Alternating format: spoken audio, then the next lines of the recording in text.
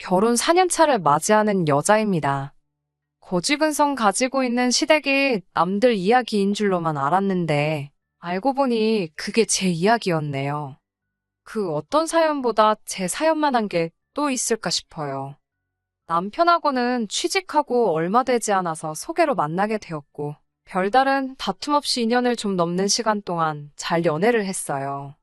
주변에서도 결혼 언제 하냐는 이야기가 나올 정도로 제법 잘 어울리고 괜찮은 커플이었고, 그래서 자연스럽게 저희도 당연히 우리가 결혼하게 되겠구나 생각을 갖게 되었습니다. 남편에게서 청혼을 받은 이후로 결혼을 준비하게 되었고, 결혼 이야기가 오고 가는 과정에서 시댁에서 신혼집을 구할 때 돈을 1억을 해주기로 했다는 말을 전해 듣게 되었습니다. 시댁에서 뭘 해주느냐, 마느냐에 따라서 결혼을 하고 안 하고 정할 건 아니었어요. 이미 제가 남편과 결혼을 하기로 결심한 시점에 시댁에서 지원해주기로 했다던 돈은 없는 돈이나 마찬가지였거든요. 물론 1억이 적지 않은 돈이다 보니 지원해주신다는 부분에 대해서는 굉장히 감사했습니다. 해준다는데 굳이 고집 부려서 안 받을 이유는 없었으니 말이지요. 친정에서는 시댁에서 집값에 1억을 보태주겠다는 말을 전해 듣고, 그러면 결혼식 전반적인 비용부터 신혼여행 비용, 그리고 신혼집에 들어갈 혼수를 해주기로 하셨습니다. 그러던 와중에 시어머니께서 일부러 조금 티를 낸다는 게 느껴질 정도로 당신들 집의 냉장고가 오래되었다며 노래를 부르기 시작했어요. 새 걸로 바꾸고 싶다는 말이나 마찬가지였지요. 그런데 저희한테 집값으로 해주는 돈이 있으니 당장 냉장고 새 걸로 바꿀 돈이 안 된다는 식으로 말씀하시더라고요. 그래도 차라리 직접적으로 바꿔달라 이야기하셨으면 하는 부분도 있었습니다. 결혼 전에 예단도 주거니 받거니 하고 그러는데 요구 못할 걸 하시는 것도 아닌데 마치 하시는 말투가 우리는 1억을 해주는데 너네는 결혼 비용을 우리보다 조금 쓰면서 이것도 못 해주느냐 하는 식으로 말을 했거든요. 물론 저렇게 직접적으로 말한 건 아니고 정말 빙글빙글 돌려서 말을 하긴 했지만 결론은 자기들이 결혼 비용을 더 내는데 냉장고 정도 바꿔주면 안 되냐 하는 식으로 말을 하는 거나 마찬가지셨어요. 거기에 저희 혼수 알아보는데 냉장고 하나 더 하면 추가 할인이 들어가는 것도 있고 해서 절약도 많이 할 수 있었거든요. 그래서 그냥 더 길게 끌고 말이 서운하네 마네 그런 거 따지기도 피곤해서 어머님 댁에 냉장고부터 바꿔드렸습니다. 그런데 막상 신혼집 끝전을 치를 때가 돼서 시어머니가 말을 바꾸더라고요. 1억을 도와주시는 부분은 여전했지만 그중 3천만 원만 시부모님이 남편 결혼 자금으로 그동안 만들어 놓으셨던 돈이고 7천은 전부 다 여기저기서 빌려온 돈이었어요. 그런데 당신들은 돈 갚을 능력이 안 될 것 같다고 그 돈을 저희 보고 갚으라고 하는 겁니다. 결혼식 날짜 잡아놓고 집 계약도 다 해놓고 신혼여행 예약은 물론 혼수까지 이미 다 해놓은 상황이었거든요. 남편도 시어머니가 이렇게 나올 줄은 몰랐던 건지 엄청 당황하더라고요. 예산을 딱 맞추어서 결혼식 준비를 하고 있었기 때문에 그 7천만 원이 없으면 당장 집 구하는 데는 어려움이 따르는 부분이었습니다.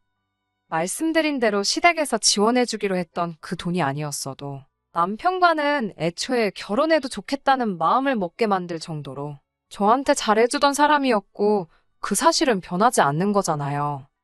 심호가 난데없이 이제 와서 말을 바꾸는 부분에 대해서는 솔직히 파혼까지 생각할 수 있을 만큼 서운하게 만드는 일이었지만 그 돈이 없었어도 어차피 신혼집을 구하는 과정에서 모자란 부분에 대해서는 저희가 대출을 받아서라도 집을 구하게 되었을 터이니 좋은 게 좋은 거다 하고 그냥 넘어가기로 했어요. 따지고 보면 남편이나 저나 모아놓은 돈이 거의 비슷한 상황이었고 어쨌든 3천은 실제로 해주셨던 부분이기 때문에 시댁의 냉장고 새 걸로 바꿔드린 거 제외하면 반반 결혼한 거나 마찬가지니 기분 서운하게 된 걸 조금만 접어두기만 한다면 딱히 파혼까지 해야 할 정도로 큰 문제가 될 일은 아니었으니까요. 요즘 세상에 대출도 능력이라는 말이 있긴 하지만 저는 빚을 극도로 싫어해요. 과거 IMF 때 부득이하게 저희 집에 대출이 생기면서 그 대출이자 갚아가며 생활한다고 한동안 온 가족이 고생을 하던 걸 보고 자란 기억이 저한테는 굉장히 안 좋은 기억 중에 하나거든요. 그때 친정부모님께서도 서로 많이 싸우기도 하셨고 그 기억 때문에 그런지 저는 누군가에게 빚을 지고 있는 상황이 썩 마음에 들지 않았습니다. 그나마 다행이었던 건 저나 남편이나 그래도 월급 적당한 직장을 다니고 있었고 한동안 맞벌이 생활을 유지할 계획이었기에 시어머니 앞으로 있던 빚 7천을 생각보다 더 빠르게 갚아나갈 수 있었어요. 결혼 2년 만에 시어머니가 갚아야 할 빚은 7천에서 3천으로 줄어 있었고 저희 나름대로 생활비 충당하고 허리띠 졸라매가면서 1,000만 원의 저금을 따로 만들 수 있었습니다. 그 빚을 갚는다고 저희가 많이 아끼면서 살았어요. 갖고 싶은 거 참고 집에서도 관리비 아낀다고 추우면 추운 대로 옷 한두 개 더 껴입고 하는 식으로 아낄 수 있는 부분은 최대한 견뎌내면서 말이지요. 그런데 언젠가 시어머니가 저희한테 불만을 토로하더라고요. 다른 집 자식들하고 저희를 비교하기 시작한 거예요. 어머님이 다니시는 모임의 누구는 자식들이 장가가고 나서 매달 생활비라고 용돈도 챙겨주고 무슨 날만 되면 봉투가 찢어지도록 돈을 담아서 온다고 하시면서 저희는 뭐 명절날이나 돼야 용돈이라고 가져는 데다가 가져와봐야 기껏 돈 30만 원밖에 안 된다고 뭐라 하시더라고요. 그 집구석 옆편네는 100만 원을 받았네, 명품 선물을 받았네 하면서 자랑을 하는데 당신은 그 자리에서 입도 뻥긋 못해서 아주 쪽팔려 죽겠다고 하시면서 말이지요. 그 상황에서 시어머니는 남편까지 같이 싸잡아서 뭐라 하시긴 했지만 그 말에는 그 중에서도 제가 가장 큰 문제라는 식으로 말을 하셨어요.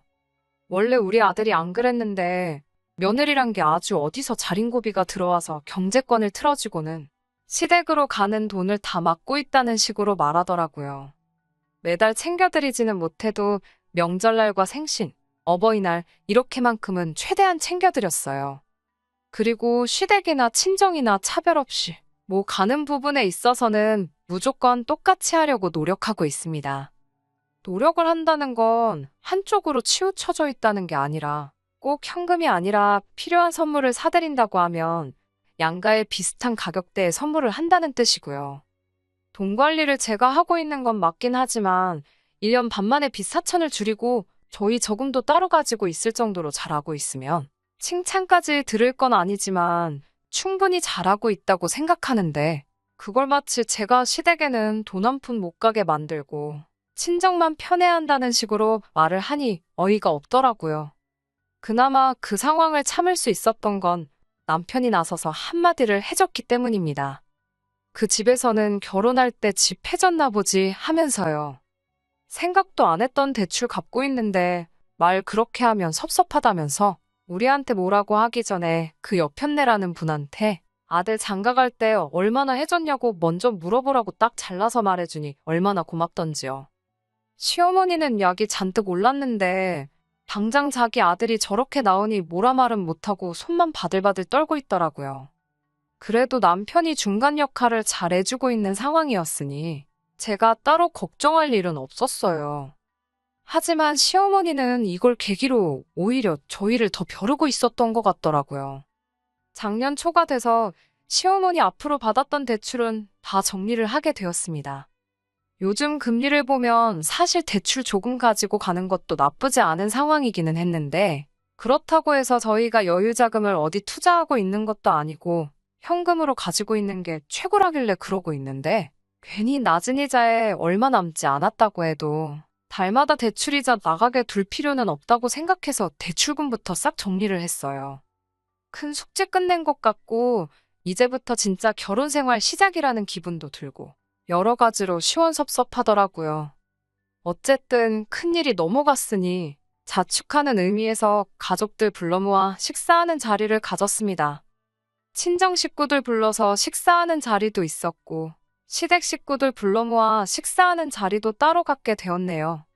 그런데 시어머니가 저희 집에 오더니 정말 전에 없던 거지근성을 부리기 시작하는 겁니다.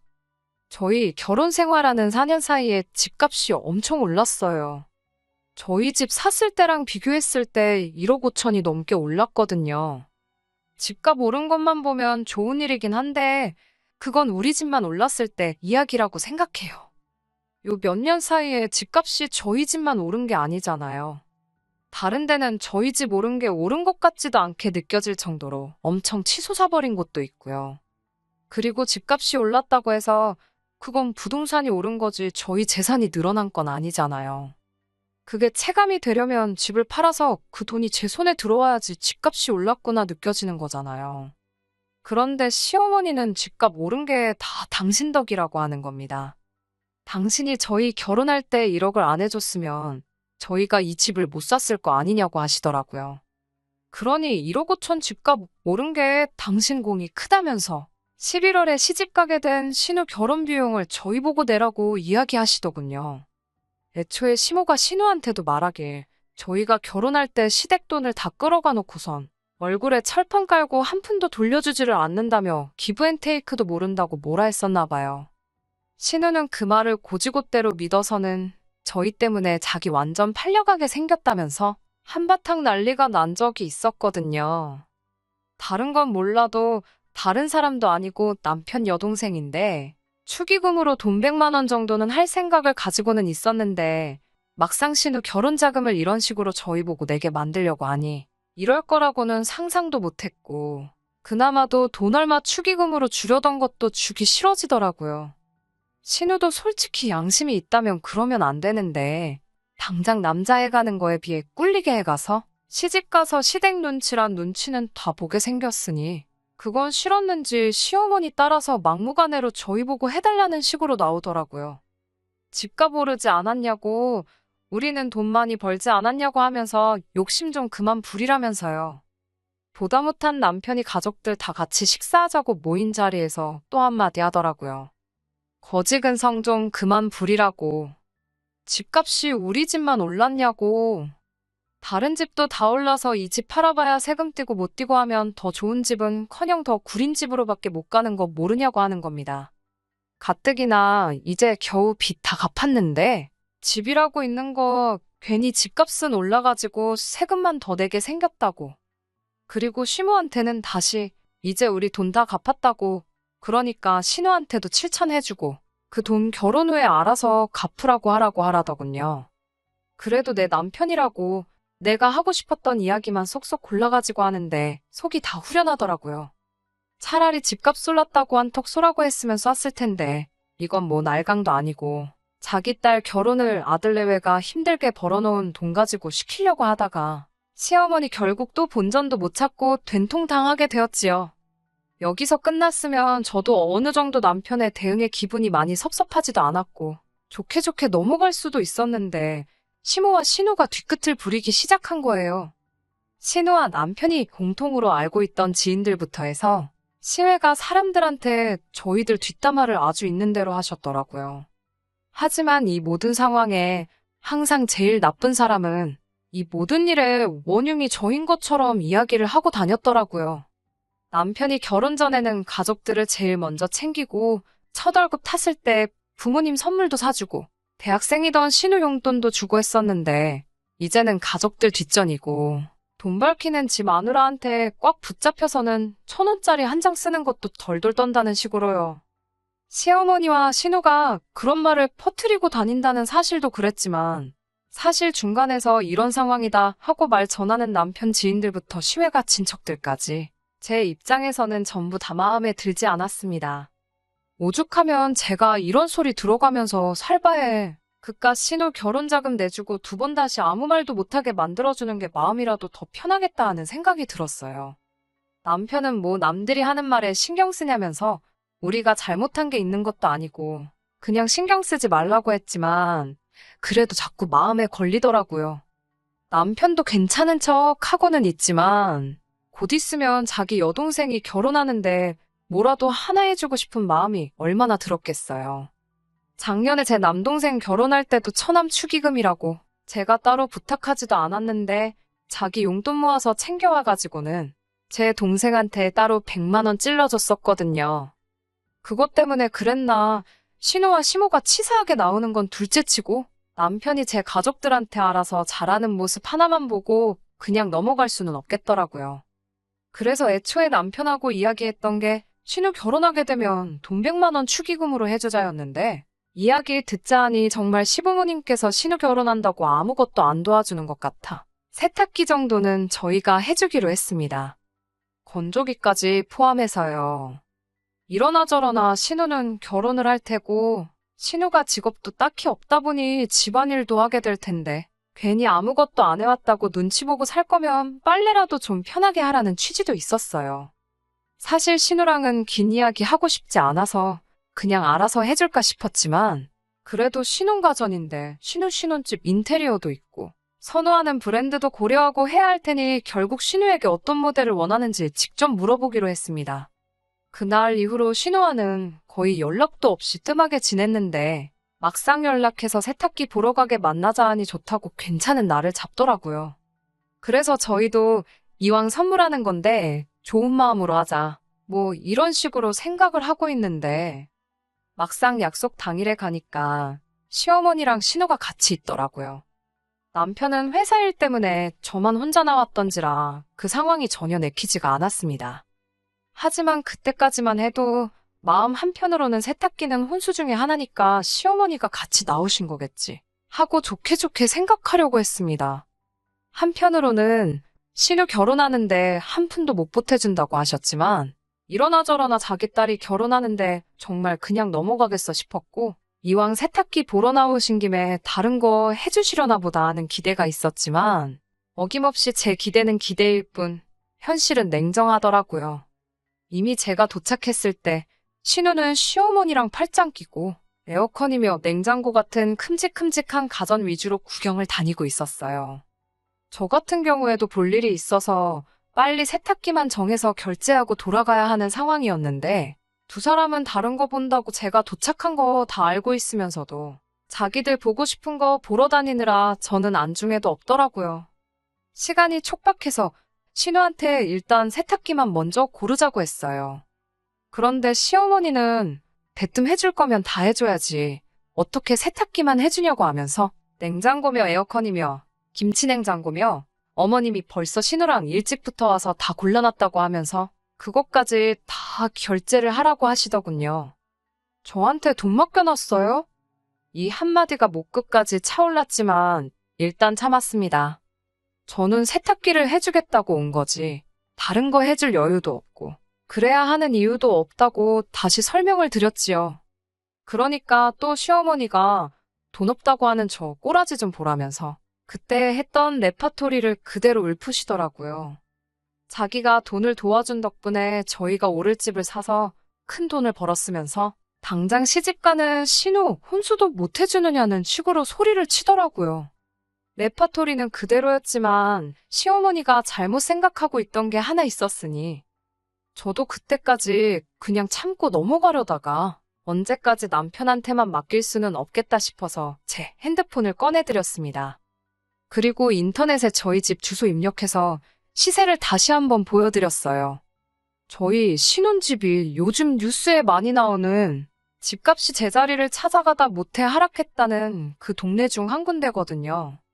저희 집과 같은 평수 마지막 거래 매물이 얼마 전이고 급매였긴 했지만 저희가 처음 집을 매매에 들어갔을 때보다 3천만 원이나 내린 가격이었어요. 주변에서는 뭐 편법증여다, 영끌 쪽이 버티다 못해 떨어져 나간 거다, 뭐 그런 이야기가 많았고 시세는 아직 저희가 샀을 때보단 조금 높이 책정돼 있기는 했지만 시어머니한테는 마지막 팔린 매물 가격을 보여주면서 집값이 오른 게 어머님 덕이라서 저희가 어머님께 돈을 드려야 되면 지금은 집값이 내려갔으니 어머님이 저희한테 돈을 주셔야겠다고 한마디 쏘아붙였습니다. 그렇잖아요. 어머님 아니었으면 애초에 대출까지 갚아가며 그 집을 억지로 들어갈 필요가 없이 가진 돈에 맞는 적당한 집을 구했을 텐데 여태껏 이자 내가면서 빚진 거 다 갚아놨더니 이제 집값이 떨어지지 않았냐고요. 손해 감수하고 그래도 신우라고 시집 가는데 빈손으로 보낼 수 없어서 세탁기라도 해주려고 했는데 이렇게 손해보는 마당에 신우 세탁기까지 해주면 저희도 손해가 막심하다고 그냥 세탁기도 없던 일로 하겠다고 하고 뒤돌아서 매장 밖으로 나갔습니다. 제가 잘했다는 건 아니지만 솔직히 4년 동안 묵혀놨던 거 한 번에 싹 다 털어버리는 것 같아서 속 하나만큼은 엄청 후련하더군요. 그리고 등 돌려서 나가고 있는데 제가 신우 상황이었다면 끝까지 엄마 편 들면서 제 욕을 했겠지만 신우는 당장 세탁기라도 받아야겠는지 저 따라 나와서는 엄마가 저러는 거지 자기는 아주 감사하고 있다고 세탁기라도 빨리 사달라고 하더라고요. 당장 시모 자존심보다는 실리를 택한 거지요. 세탁기야 뭐 저보다는 남편이 해주는 성격이 강했으니 이왕 해주기로 한 거 해주고 나오긴 했는데 매장 안에서 어떻게 저한테 아무 말도 못하고 자기 편인 줄 알았던 신우도 제 옆에 달라붙어서 언니 언니 하고 있으니 시어머니가 분해서 저희 쪽은 쳐다보지도 못하고 있었습니다. 남편도 제가 잘못한 거 하나 없다고 괜히 미안해할 필요 없다고 하더라고요. 시어머니와는 신우 결혼식 이후에 풀었습니다. 이제 와서 갑자기 저희한테 미안하다 하시는 진짜 의도가 뭔지는 모르겠지만 그동안 자기가 돈으로 스트레스 준 게 있다면 미안하다고 사과하시더라고요. 당신들 노후가 완벽하게 준비가 안 되어 있다 보니 가끔 가다가 돈 때문에 이렇게 스트레스를 많이 받으신다고요. 그동안 자기가 억지 부려서 미안했다 하시면서 이제 신우도 시집 갔으니 가족끼리 화목하게 지내면 어떻겠냐 하시더군요. 저도 제가 나서서 남편과 시가족들 사이 멀게 하고 싶은 생각은 추호도 없어요. 하지만 제가 그 중간에 나서서 가족들을 다시 화목하고 어떻게 잘 되도록 이끌어가고 싶은 생각도 없습니다. 여태껏 남편이 중간 역할 잘해줬으니 앞으로도 남편이 알아서 잘할 수 있게 믿고 맡겨보려고 합니다. 끝까지 들어주셔서 감사합니다. 오늘의 사연은 여기까지입니다. 구독과 좋아요, 알람 설정 부탁드리고 더 좋은 사연으로 다시 찾아뵙겠습니다. 감사합니다.